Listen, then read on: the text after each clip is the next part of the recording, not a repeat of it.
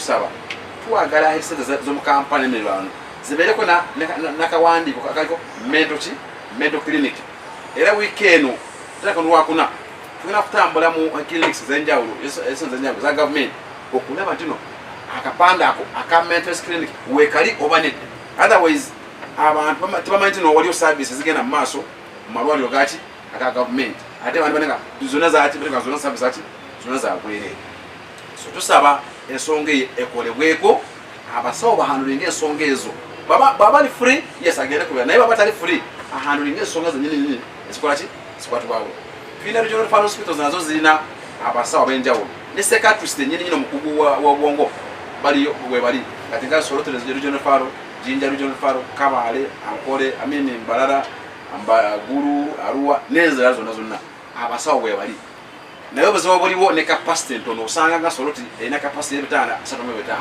kati can you imagine then Soroti teso yonna capacity y'ebitanda 35 kwana I think olaba abantu wanene so tusaba government batekeme sente mu nsonga za mental health abantu bakoleki babafuna okuganyibwa mu nsonga eyo ali tusaba nebta hospital bongere ku wards zibere ko nyinjiko tufune capacity okwandinga ki ensonga eyo so kisembera ddala nkimanyi naffe abali byofuzo bikwesembawo abatafunye zi cards batanominatinze abali bene kibulamu olusi mubeeramu tubeerako sinema ina mental illness banange tewampa decade kakana beera mpola just kyoyagala small counseling mu mental illness tulina major mental illness yetagisa admission ne maina mental ya card nebeera maina mental illness esobola kuhandulibwa mpola nokola ki nosituka notambula ne ensi tegenda koma ki tegenda koma leero naye nekisembera ddala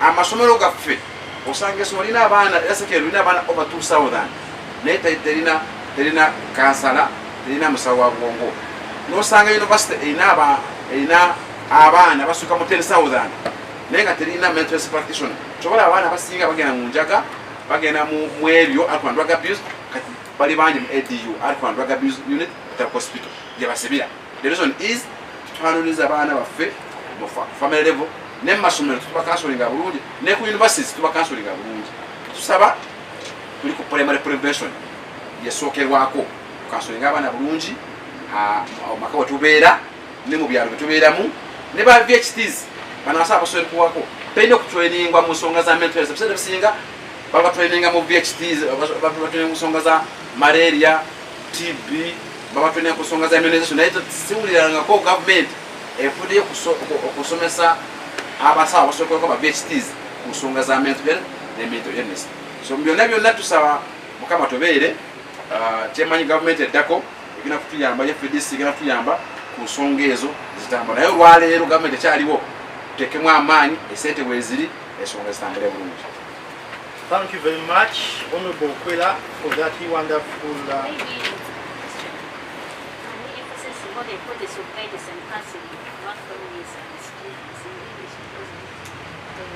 Yes, thank you so very much. It's very imperative to counsel our young children. It's very important to make sure we have cohesive families because all that begins at the family level. It goes to schools. Schools we need counseling. We need counselors in schools, both primary and secondary. Even if you don't have a permanent employed counselor, but at least have visiting counselors in different schools. In universities, at least you need to have a visiting psychiatrist. It's good to have permanent psychiatric nurse or a permanent psychiatric officer at the university level, and then a visiting psychiatrist. Regularly, once in a while, make sure that these students are counseled. Short of that, that's why most of them now are in the different hospitals, different hubs, which are very, very expensive to manage because of alcohol and drugs abuse intake. Thank you. Thank you so much for that message. It is very timely as this week we are celebrating suicide prevention and this month is dedicated to suicide prevention. So I'd like we are celebrating Suicide Prevention Day on Wednesday this week. So I want you to send a message about suicide prevention, and then in your message you can tell us about, besides this counseling and guidance, what else should be done at least to reduce on the number of suicide cases. Thank you. Now, as we celebrate this week about what we have talked about that's in line with suicide, mental health is also about coping with the stressors. The stressors will always be there, but which capacity do you have to cope with what's going on? We should develop coping mechanism. Suicide is the highest degree of depression. It would have gone over and above. So my appeal to all of us is that let's try to cope with some existing stressors. If you have a challenge, go to somebody to share what's happening. Share to a friend, share to a colleague, share to a parent. If it goes beyond, go to a health center. These hospitals have counselors, these hospitals have doctors, have nurses, they can counsel you. So suicide is not a solution, because there is a world beyond the challenge you are having. The challenge you are having is smaller than the bigger perspective. So yes, we have many socio-economic challenges, but they can be handled as long as we share it to a neighbor, to a friend, to a psychologist, to a social worker.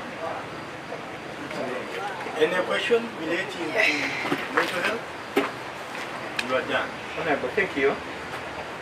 Can you throw more light? I want to know the statistics. Okay. And then, how is your office of counseling within your party here? Where? Thank you so much. That's a very wonderful thing. I did say that the capacity of Tam Hospital apparently is 900 beds, but the clients are more than 1,300. And by 2023, and most clients are supposed to spend in a hospital 2 to 4 weeks. But you find that some spend about 6 months, some even some 6 months, some even have already spent about over 2 years. So it means the beds are always occupied. They are occupied. They can't do what? They can't bring other clients. 2, the ratio, the staffing ratio of the hospital. Doctor to patient support is 1 to 70. Yet it's 1 to 70. Yet it's supposed to be the ratio of doctor to patient 170 is very high. It's supposed to be less. The one for nurse to the nurse to patient is 1 to 40. It's supposed to be 1 to 10. So in other words, doctors and nurses end up becoming overwhelmed. They end up having burnout. You work a lot, you're also exhausted. So if you're not careful, you end up also developing some bit of mental illness because you're doing a lot of work. According to UBOS 2024, they told us that 30% of Ugandans have some form of mental illnesses, and they gave to 5.5 million. But you also know, the results of UBOS, how they were telling us. You know what they were telling us? They would tell us that actually are 10, and then so even the UBOS results are contested. But they are telling us 5.5 million, according to them, are having mental illness, depression, anxiety, and the like. Ministry of Health, for it, they are telling us 26.8 since 2020. We are now 25, and the challenges are increasing every other time. So statistics tell us that by 2050, almost I think about 30% of Ugandans may end up having some form of mental illness. So by and large, we are not doing well as a country, because we are not giving mental health and mental illness due attention. Yet challenges are increasing every other day. The young adults also increasing every time. That's why I keep on saying suicide is being there's suicide among secondary school students, there's suicide among university going students, there's suicide. So it's a lot. So due diligence is needed. NGOs are called upon to help us, not to get money and then share it among themselves. That money is supposed to be doing work. All of us at the individual level, schools, individual persons, all of us need to come and intervene and help us. Otherwise, the situation is alarming. Thank you very much, Ms. Okwela, for that wonderful presentation. And that shows that FDC cares for our lives, because all of us Ugandans, we are consumers of health. Quality, what we are advocating as FDC for is quality health care for all. And that is embedded in our party manifesto for this impending election.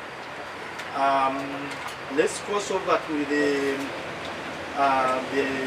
issues related to elections. There are two issues. First of all, the clause in the just concluded nomination process. We are compelled to address the nation regarding the recent clause in the nomination process for the local government elections. First forward, on my own behalf and on behalf of the Forum for Democratic Change, which I speak for, would like to congratulate our candidates who successfully nominated for the positions of district chairpersons, city mayors, as well as councillors across the country. Those people are carrying our flag. They will be carrying our flag high throughout the campaign exercise. So as the party, we wish them all the best as they embark on their journey of the campaign, and we look forward to supporting them in their electoral endeavors. Despite our active participation and fielding of aspiring candidates countrywide for the above nominated positions of district chairpersons, city mayors, and councillors, we express deep disappointment with certain aspects of the process in two ways. First of all, the technicalities and the disqualification. We greatly believe some of our candidates, particularly councillors, were disqualified due to technicalities. A notable case is that our candidate in Pakani sub-county in Masindi district, who was denied the nomination due to the issue of the change of name. The middle name was changed, and despite presenting the DD pool as required by the law, the Electoral Commission insisted on further verification with the NIRA, which proved impossible within the given time frame. Actually, even within our laws, provided for as long as somebody presents the DD pool, that's enough. You don't need to subject somebody to the NIRA process for verification.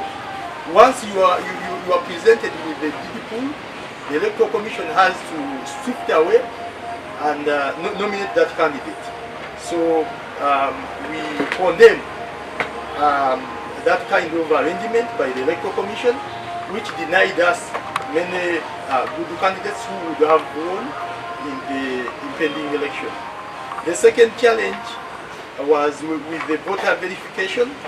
The voter verification system was marred with inefficiencies, with the machines operating at a slow pace and occasionally jamming. This resulted in some candidates being sent away by the Electoral Commission data clerks to obtain fresh signatures to second their nomination. A task complicated by the significant distances between the district nomination grounds and their areas of operation, or their electoral areas.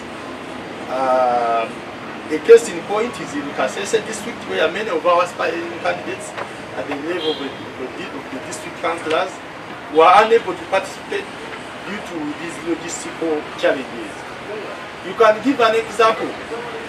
Kasese, the nomination was within the municipality. But we have councillors who are coming as far as Wera is concerned. Wera is almost 80-kilometer stretch from the municipality to that Lower Bend. That is the border with the DR Congo. So for somebody to trek that distance from the municipality, Kasese municipality, to Wera, really, it is a wastage of resources, a wastage of time, and this was occasioned by the Electoral Commission's machines, because they failed to work effectively, and the blame was transferred to our candidates. So we ended up not having candidates in those areas, cutters of the inefficiencies from the Electoral Commission. So our call to action for the candidates as we enter the final stages of nomination for municipality and city division chairpersons and councillors, which is commencing today, we urge our candidates countrywide to utilize their available time effectively. We advise them to nominate early, especially on the first days, to avoid the last minute rushes and potential disappointment, as evidence in the scenarios that I've elaborated. The second issue which the party has sent me to address is the issue of intimidation and harassment by the security agencies as our leaders collect our party presidential candidates' signature. As you are aware, the Uganda Electoral Commission designated the period from Monday 11 August 2025 to Wednesday 24th September 2025 for the issuance and collection of the nomination forms and guidelines for the 2026 presidential elections, or for the presidential candidates across the country. And accordingly, the FDC, led by the Soroti City West MP, the Honorable Jonathan Igwalu, collected the forms on behalf of the FDC. And our party presidential candidate, the Right Honorable Nathan Nandala Mafari, under the stewardship of the Party Electoral Commission, our extensive nationwide structures have enabled us to effectively distribute these nomination forms to all districts in the countryside, and to our supporters in the rural areas. So to collect these signatures in support of our presidential candidate and return them to our party secretariat. During the signature collection process, we have received persistent reports of our grassroots leaders being subjected to harassment, intimidation by the ruling party vigilantes, security agencies, and state intelligence operatives. We condemn in the highest terms possible the intimidation, harassment faced by our leaders and supporters as they collect signatures for our presidential candidate, the Right Honorable Nathan Nandala Mafari, in areas such as Karamoja, specifically in Nakapilipit, Napak, and Abim. The same has been occasioned in Kamwenge, Chikube, and Chankwanz. So these security operatives have posed a risk, issued threats, and confiscated nomination papers, hindering the smooth collection of our signatures. Despite of these challenges, we have successfully collected over 70% of the required signatures from the various districts. These signatures have been submitted to the party secretariat for onward verification before being forwarded to the Electoral Commission. We thank and commend our grassroots leaders and supporters for the invaluable contribution to this endeavor.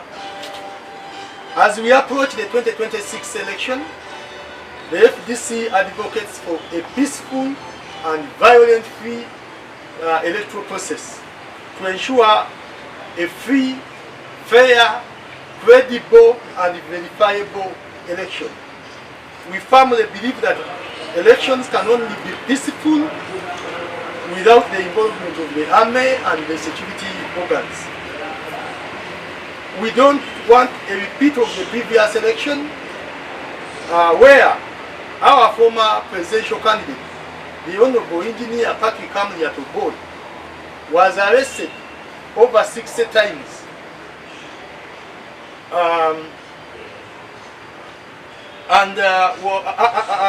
Over the trumped-up charges, and his campaign rallies were clamped down by the security and police using tear gas and live ammunition, live bullets.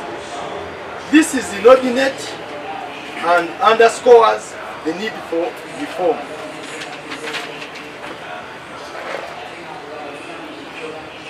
It should be recalled that the Supreme Court's recommendation following the 2016 presidential election petition of the Amama Mbabazi versus Museveni, which emphasized the importance of keeping the army out of elections. It remains unimplemented up to date. So as we head to 2026 election, the Forum for Democratic Change urged the Electoral Commission to redefine the role of security organs, ensuring that they play under the Commission's authority rather than dominating the electoral process and potentially facilitating vote rigging. We should borrow a leaf from Ghana. Ghana had just had a presidential and parliamentary election last year. In the election, it was the Electoral Commission which actually was the umpire. The Electoral Commission is the one which determined which security agents should beef up the Electoral Commission, rather than in our case, where the security takes over the role and mandate of the elections, of the Electoral Commission. So we condemn that, and we think that shouldn't even call for an electoral reform, because that was an administrative reform which Supreme Court recommended. So we urge the Electoral Commission to follow suit and implement this to the letter. Recently, in the Kawempe North by-election, we saw what happened when the Masaka City Deputy Resident Commissioner physically ejected the Electoral Commissioner for Uganda, Dr. Sali Kayumba Simba, from the polling station and instructed a dispersal and clobbering of the opposition leaders who are overseeing the Kawempe Growers polling station. The Electoral Commission must assert itself and take charge of this election and determine which security organ should come, rather than vice versa. So finally, we call upon all stakeholders to join us in demanding electoral reforms that guarantee the integrity and fairness of democratic processes. Thank you for your kind attention. Thank you very much. Muzikirize kozi waliwo ekibuzo mu Luzungu before I cross over to Uganda, then we go to the questions. That's my suggestion. Okay. Basebo ne banyabo ntumiddwa abakulembeze baffe mu kibiina okunyonyola ku nsonga bbiri. Ensonga esooka Muganda wange yaginnyonnyodde bulungi. Ensonga ebbiri esooka bwe gumulumulu ne vulugu eyeetobese mu kuwandiisa abakandesi baffe abeesimbyewo mu kuwandiisa okuwedde wiiki ewedde nga twabaddeko nga tuwandiisa abatukwatidde bendera naddala lw'ekibiina kyaffe eky'FDC ku mutendera gwa disitulikiti nga basentebe ba disitulikiti, bammeeya b'ebibuga awamu n'abakiise oba bewandiise bakansala ku bibuga awamu ne disitulikiti abeewandiisiza wiiki ewedde ng'ekibiina ky'ebyobufuzi eky'FDC tuwaliriziddwa okuvaayo okulungamya n'okuvumirira enteekateeka etulowooza nti yakibogwe akakiiko k'ebyokulonda mu ggwanga ne kakwaseemu ensonga z'okuwandiisa abantu baffe. Ekisooka tuyozaayoza abakulembeze baffe abasobodde okuyita mu tanuulu batulowooza nti embeera teyabadde ya bulijjo, bayise mu tanuulu okusobola okubeera nti bawandiisiddwa nga bakandidates ku mitendera gyonna, era tubaagaliza buwanguzi mu safaari gye bakutte ey'okunoonya akalulu, ate era tubasuubiza ng'ekibiina tujja kuyimirirawo nabo mu kawefube ow'okubeera nti batuwanguliza ebifo ku mitendera egy'enjawulo gye beesimbyeko. So newakubadde ekibiina FDC twetabye butereevu mu kwesimbawo oba mu kuvuganya ku mitendera egy'enjawulo, tulina okwennyamira olw'ebyo ebitaagenze bulungi mu nteekateeka eno nga akakiiko k'ebyokulonda kawandiisa bakandidesi ku mitendera egy'enjawulo. Ekisooka tiwabaddewo enteekateeka ey'ekikugu ey'okugyamu bakandidesi baffe ku mitendera egy'enjawulo gye tulowooza nti lwadde lukwesikwesi olwadde oluteeketeeke okujja bakandidesi baffe okubawandiikulula mu lwokaano. Ekisooka bakandidesi babadde twagala okubawa ekyokulabirako ekya bakandidesi baffe abeesimbye mu nkombera gye bayita Pakanyi esangibwa mu disitulikiti y'e Masindi.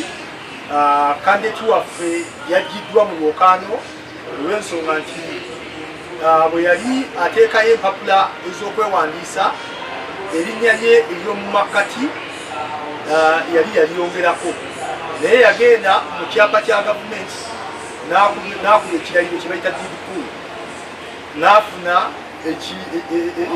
ekipapula ekimuwa olukusa okwongerako erinnya ng'amateeka bwe gali.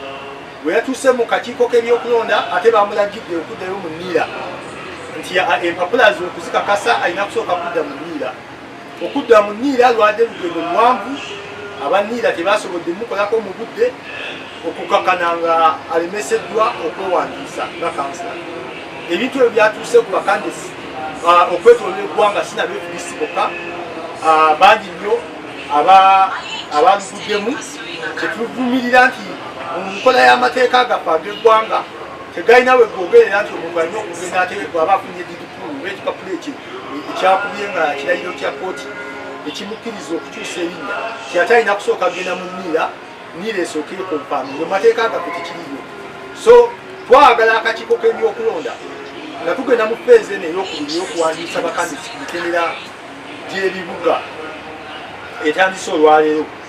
Twagala akakiiko k'ebyokulonda kabeere nga kagoberera amateeka, keewala ensobi ezakoleddwa, kubanga ekibiina tuteekateeka n'okukatwala mu kooti olw'okutufiiriza abakulembeze.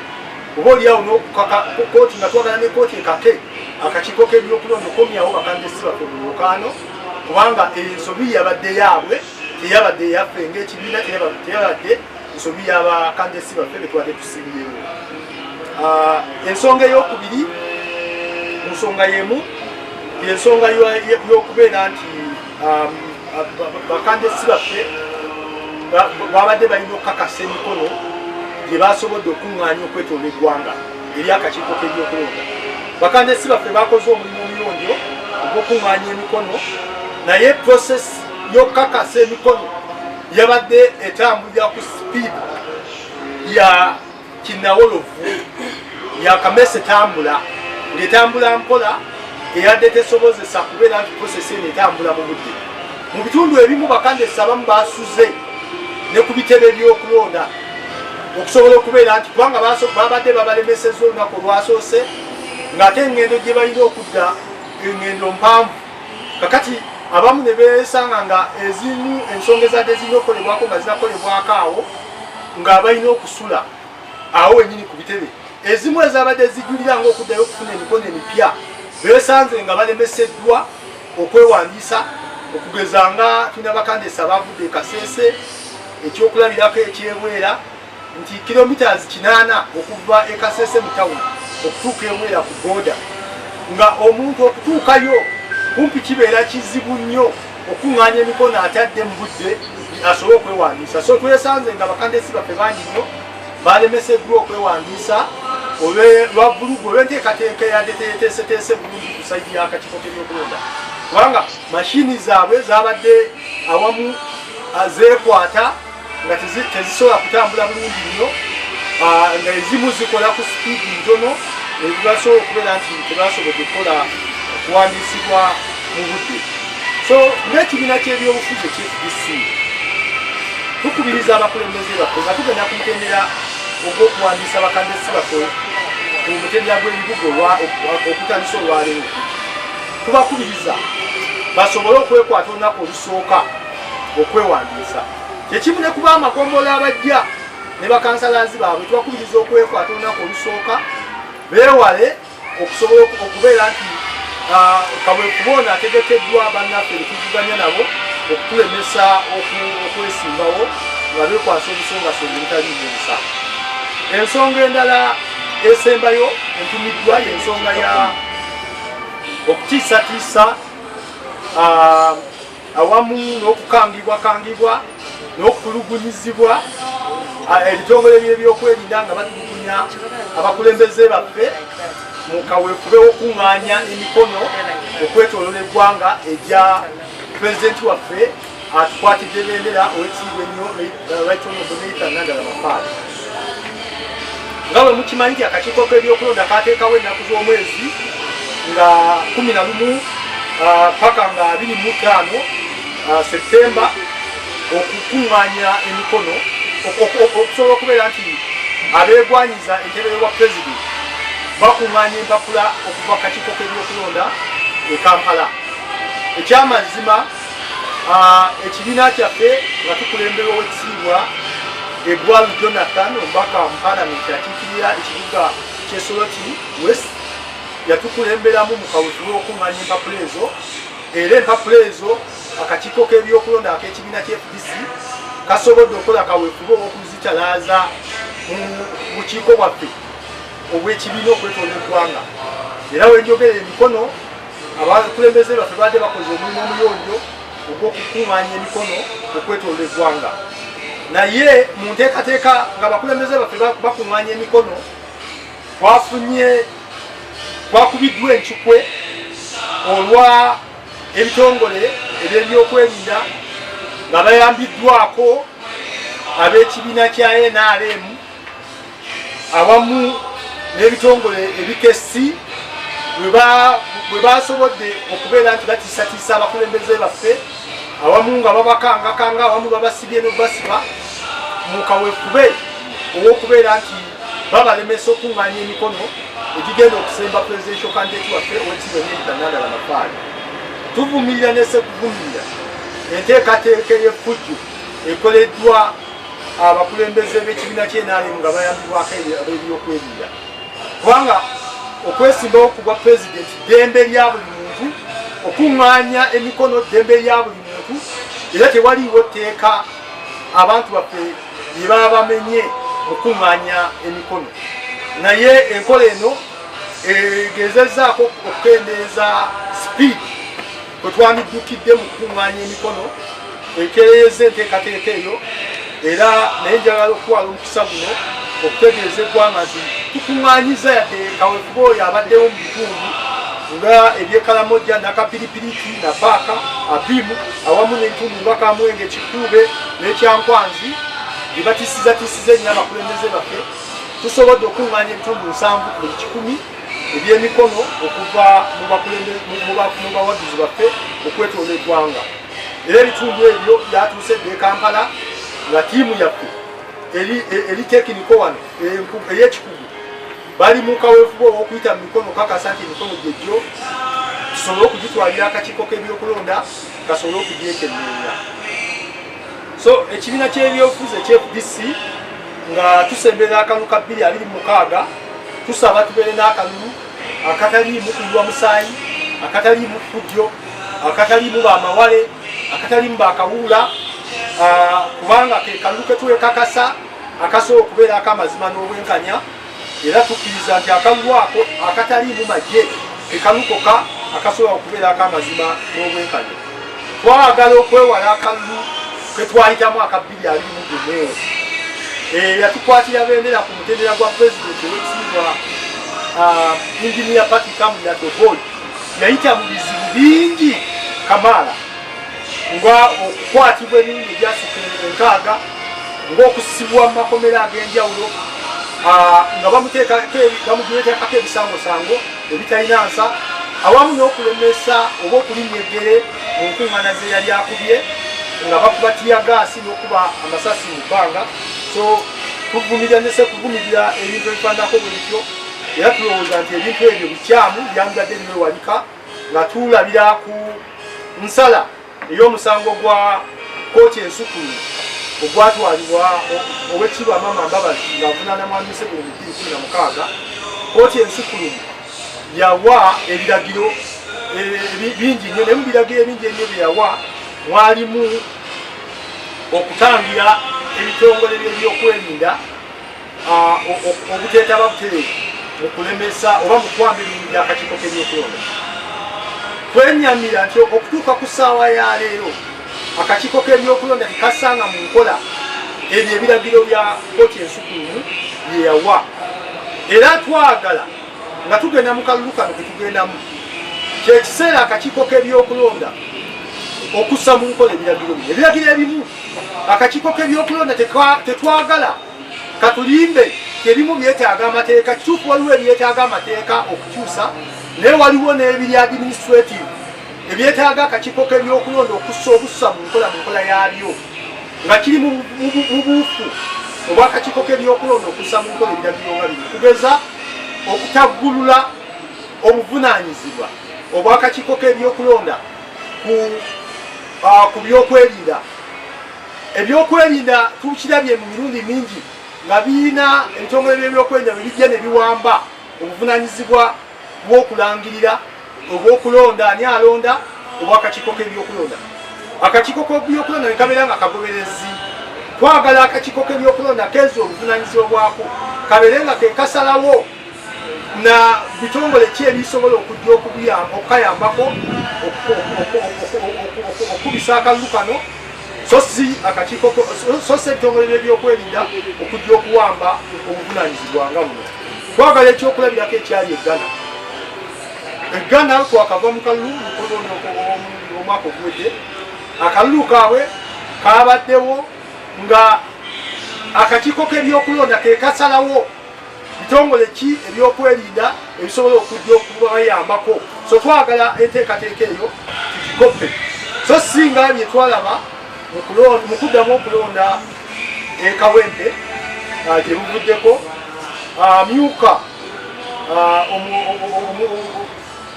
amyuka RDC owa Masaka ow'ekibuga Masaka bwe yajja n'akuba erigi n'ayisaamu ensambagere Dr. Simba Salikayunga ono nga ye kaminsona ow'ebyokulonda atwala ekitundu kino ekya Buganda n'amulemesa okukola emirimu gye ku polling station ey'akawempe growers n'akuba abakulembeze bonna abaali bagenzeyo naddala waba opposition abaali bagenze okulondoola akalulu n'awamba ng'akozesa amagye ne poliisi ne bawamba polling station ey'akawempe growers. Effujjo eryo tulivumirira ne sekuvumirira. Twagala mu kulonda kwe tugendamu akakiiko k'ebyokulonda katuwa obweyamu era kakakase nti kali in charge. Akakiiko k'ebyokulonda kabeere nga tekatambulira ku ntoli ez'ebitongole ebyokwerinda. So nga maliriza twagala bekikwatako bonna naddala ennyo bwe tuli ku ludda oluvuganya nabo okujja okukwatira awamu omukono awamu n'ebitongole ebyobwannakyewa tusobole okubeera nga tulwanirira okubeera nti tufuna enkyukakyuka mu kulonda eziri naddala ennyo eziri administrative tusobole okubeera nti tufuna akalulu ak'amazima n'omwenkanya. Mwebale nnyo mwebale ddala kozi nga waliwo ebibuuzo. Good afternoon, sir. My name is Dan Ayebade, MBS, and mine is about the representation of the party at different levels. From the president, yes, there is a planned representation, but concerns have been about the next level of representation, especially the posts of MP and in mayors, local councils. The feeling within the political circle as a party, you haven't done enough to have representation on those top posts by the president's post.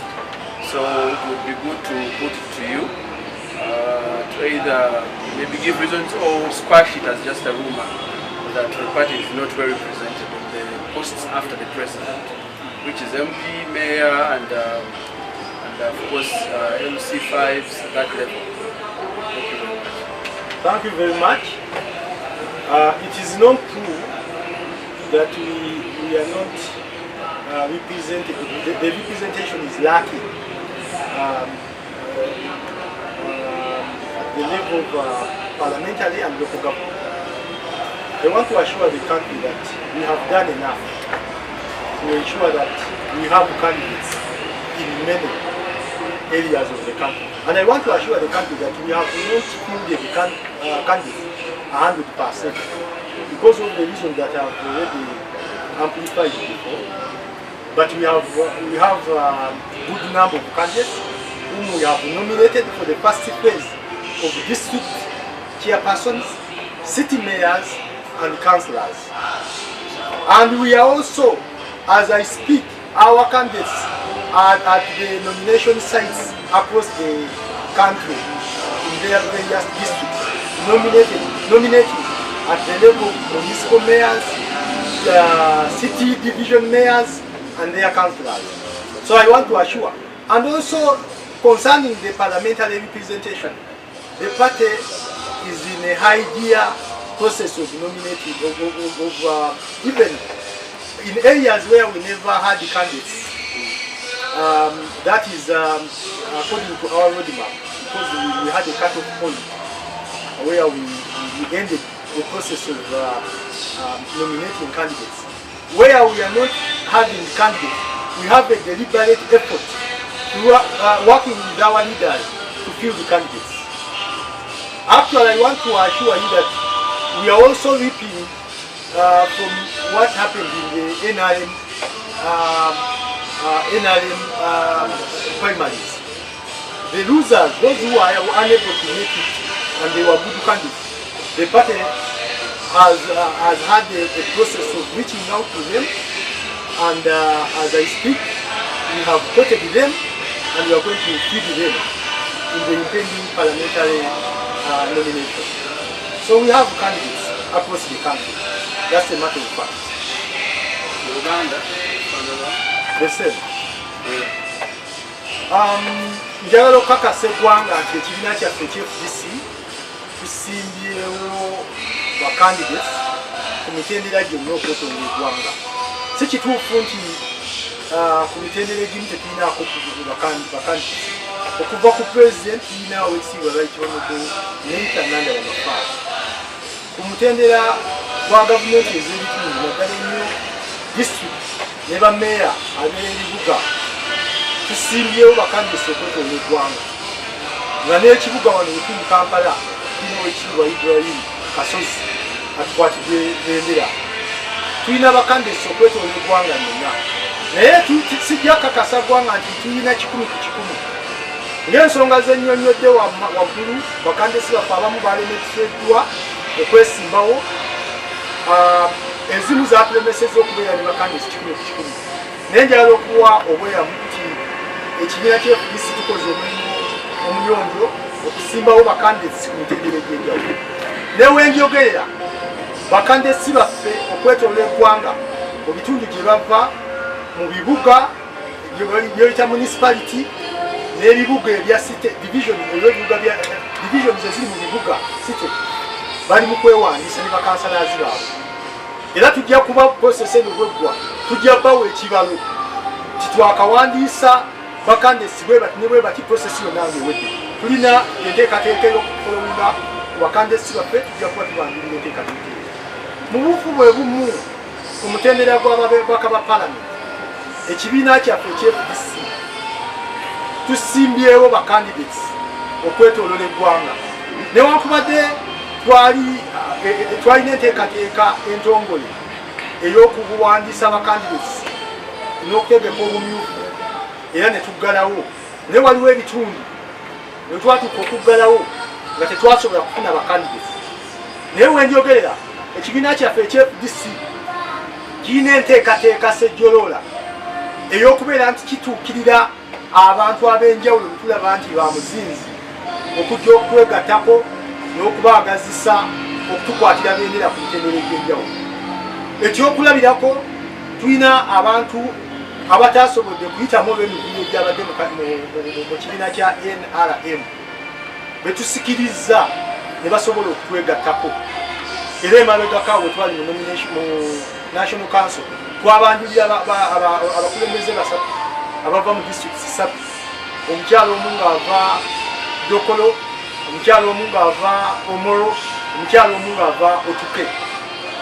Ne tubanjula eri eggwanga nti baatwegattako ate era tulina n'abalala bangi nnyo era omulimu gukoleddwa era njagala okwebaza abakulembeze baffe abali mu madistrict abatuyambyeko okubeera nti twogeraganya n'abantu abo okubeera nti tufuna abakandidate abagenda okwesimbawo ku mutendera gwa parliament. So njagala okakasa eggwanga tulina bakandidates abazzaamu amaanyi abalaga nti ekibiina kyaffe wekiri kikyamaanyi. Waliwo ekibuuzo ekirala? Mwebale nnyo mwebale ddala okumpuliriza. Katonda omulungi abakuumire Ssaabasajja Kabaka